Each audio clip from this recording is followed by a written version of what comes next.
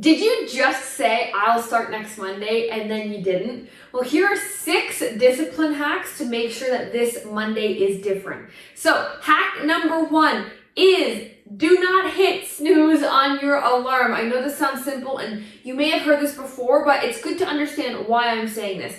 It's because that is the very first decision of the day that you are making. If hitting snooze is the first decision you make, you are already subconsciously telling yourself, I'm not excited about waking up. I want to stay sleeping longer because my dream world is more exciting than my real world.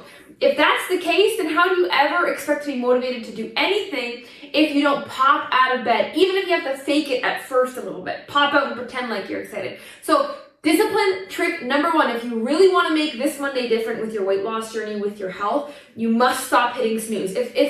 If that means setting your alarm, let's say you wake up at 6 a.m. usually, and you hit snooze, and then you normally get up at 6:10, stop setting your alarm for 6. Set your alarm at 6:10. That way you wake up immediately. No hitting snooze, because the very first decision you make of the day is going to determine how the rest of your day goes. It is so powerful. Take back control, take back power of your day, and own the snooze button. No more hitting it, okay? So that is number 1. Number 2 is make sure you are being a woman of your word. But easier said than done, right? Because we have these great intentions. We go to the party and we say, I'm not going to drink. I'm not going to have a piece of cake. But then what do? We drink or we have that piece of cake. And so although we had these good intentions, we still were not a woman of our word. Now, for most women, this cycle has been repeating for years. I know it has for me, right? Like I said, I'll do something and then I don't. I'm not going to eat this and then I do. So what that's done is subconsciously degraded your confidence in your word. So you don't believe what you're saying anymore to some level. When it comes to, let's say, food, if that's where your bad habit downfall is. So what you need to do is completely reverse it. Instead of saying, I'm not going to eat the thing, and then eating the thing, degrading your word even more, say, if you've been eating that thing again and again and again, if there's a habit that you keep repeating and you have not had any luck figuring out how to break, just stop trying to break it, okay? First step in breaking a habit is becoming a woman of your word. You must first align your words with your actions, then you would have a chance at changing that action. So if you're going to the party and you know you always say you're gonna do something, then you don't do it, and you have that piece of cake, then this time say, I'm going to the party and I'm going to have a piece of cake. And that way when you eat the piece of cake, you can say, okay, I'm not happy that I had it. However, I did what I said I was going to do. And if you continue to do that with everything, very quickly you're going to build up your confidence in your word again. So therefore, the next time you decide that you are ready to say, I'm not going to eat that cake, you believe yourself and you will not do it. So you must become a woman of your word. Ladies who struggle with overeating and the women that I coach, they are not women of their word. Not because they're not good people and they don't try. It's just because over time they didn't practice how to do it properly. That's all. So starting today, do what you say you're going to do. Just change what you say you're going to do. Then over time, once those two are aligned, you can change what you're going to do. So that was discipline hack number 2. Game changer for me. It took like all the pressure off and you don't have to go cold turkey or change your habits overnight. Really easy. Now, discipline hack number 3. This is something that I do all the time and I've never heard anybody else do this. So I think this will be really helpful for you. I pretend like I'm in a movie all day long. I pretend like someone is watching me and filming me and I'm like the main character in my favorite show. So I walk down the street with my head held high like somebody's filming me and this is like my scene in a movie. Even when I'm having a really tough time, like a tough day, and I'm in the moment of deciding, oh God, I could really go for that ice cream, I could really go for that burger. When I'm in the moment having that battle that we all know about, right? I pretend like there's a camera watching me and there's people judging me, and not judging me in a bad way, people wanting to be inspired by me making that decision. And when I always think someone's watching me, when I think I'm the main character in my own story and I act accordingly, I then want to act like the superhero of the movie. I want to have a happy ending to my movie, right? So it gives me this external source of motivation to, for lack of a better term, behave. And just do the right thing no matter what, no matter how I'm feeling, no matter how tough my day was.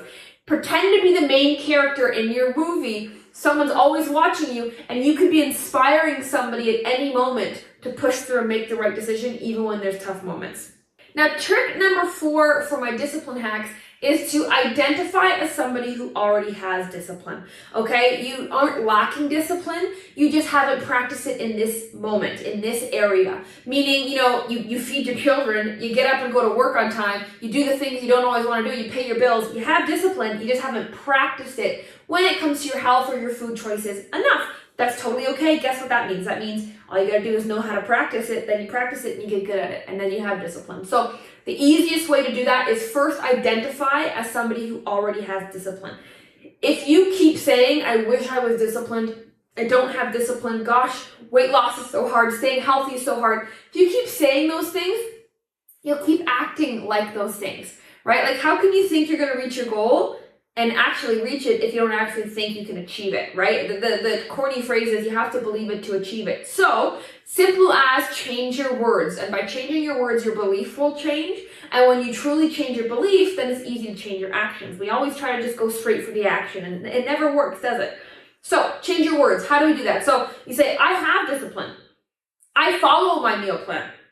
I don't get tempted. I don't have cravings. Weight loss is simple. Weight loss is easy. I am fit, not I'm trying to get fit, I'm trying to lose weight. I am losing weight. You are that person. Embody them today, because one day you don't just randomly wake up the woman you want to be. You have to start acting like who that version of you is now and today. So identify as somebody who's already achieved these things and is already in those things. And it closes the gap between where you are and where you want to be. And it makes the whole journey seem a whole lot less overwhelming. Because half the time we don't get started on Monday is because we have no idea where to start. There's so much to do. You can't be perfect at it all. And if you can't be perfect, you don't even start, right? It's like, what's the point?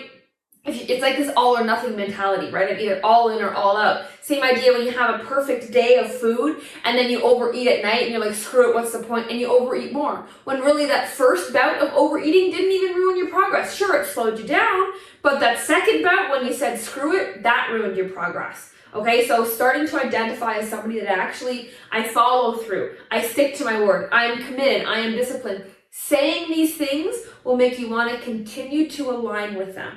And it doesn't have to be amazing overnight. It's just little tweaks over time. You'll notice that you are much more powerful, and you have more control over your subconscious than you think you do, just simply by changing your words.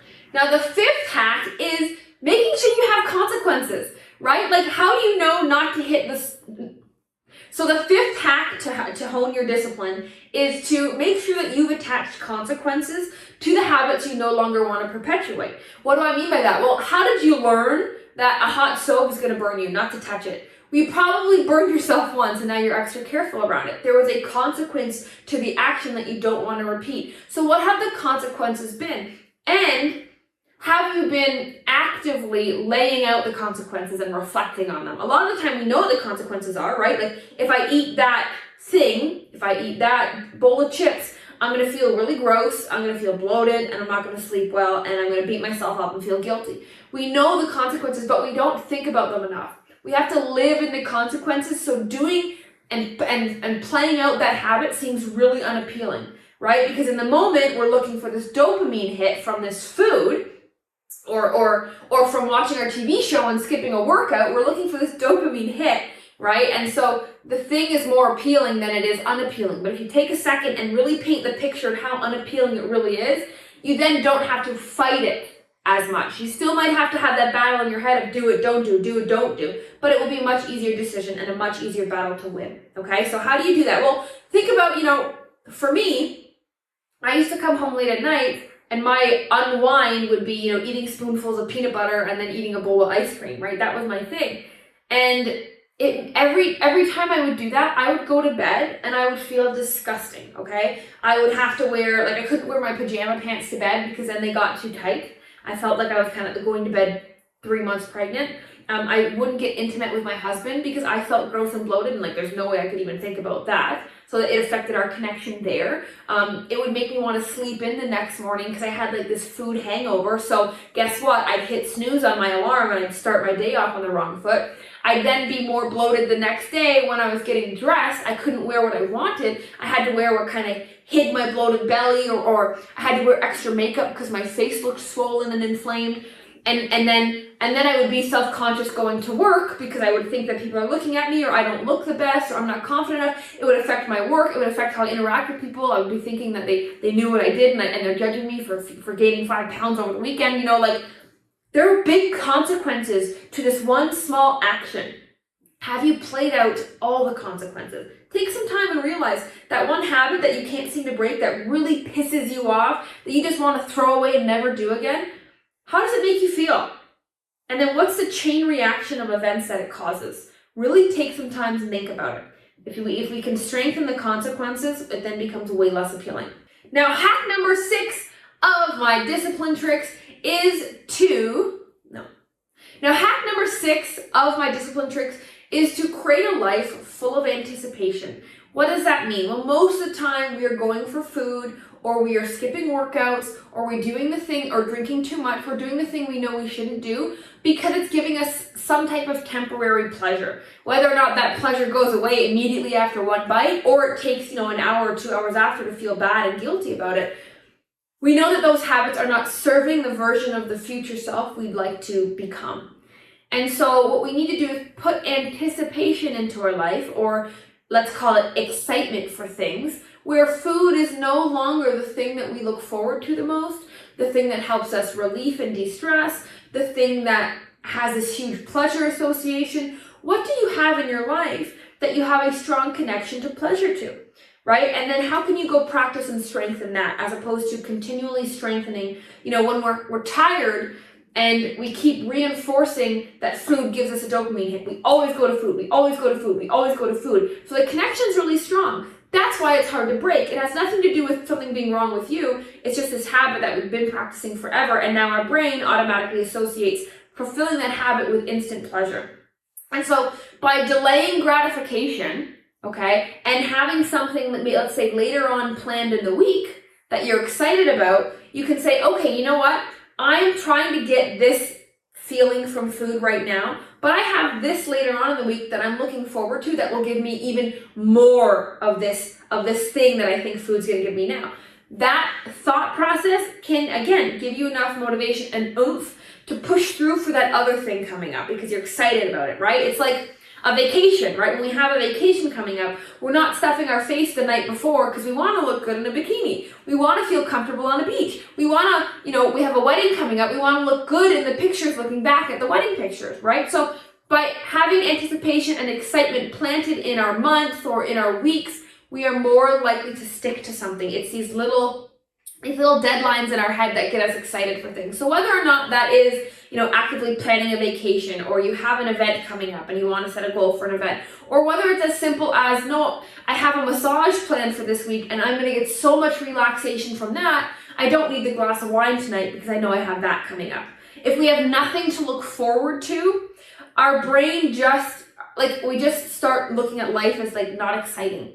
And then we look for excitement in food. And then food becomes the highlight of our day, right? Like you get excited to come home from work and eat that leftover piece of pizza that's in the fridge. You've been thinking about it all day.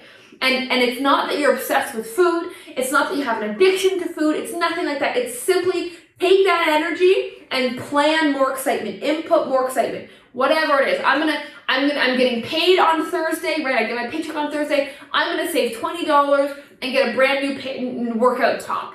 You know what I mean? Like whatever it is, you have to plan excitement, whether it's a big excitement, like planning a photo shoot because you're so excited of your results, and that's what you're looking forward to. And the excitement's so big, it can last all month. Or you need little ones each week, right? I'm going on this coffee date with my girlfriend who I haven't seen in years. I can't wait to go watch this brand new movie.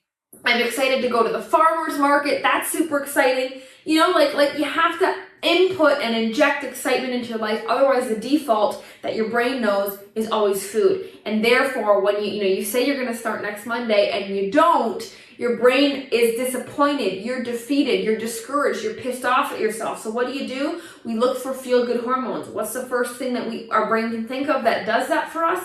It's just food. We've trained it that way, but we can untrain it. So those are the 6 discipline hacks that if you really take serious, you can implement immediately into your week so that this coming Monday, you have the right mindset and the right tools to start on the right foot and not throw in the towel because everything didn't go perfectly. Discipline is a sliding scale. It's not, yes, I was disciplined and no, I was not disciplined. It's, did I practice some type of discipline today? That is all you need to ask yourself, and that is all you need to focus on if you want to make this Monday different.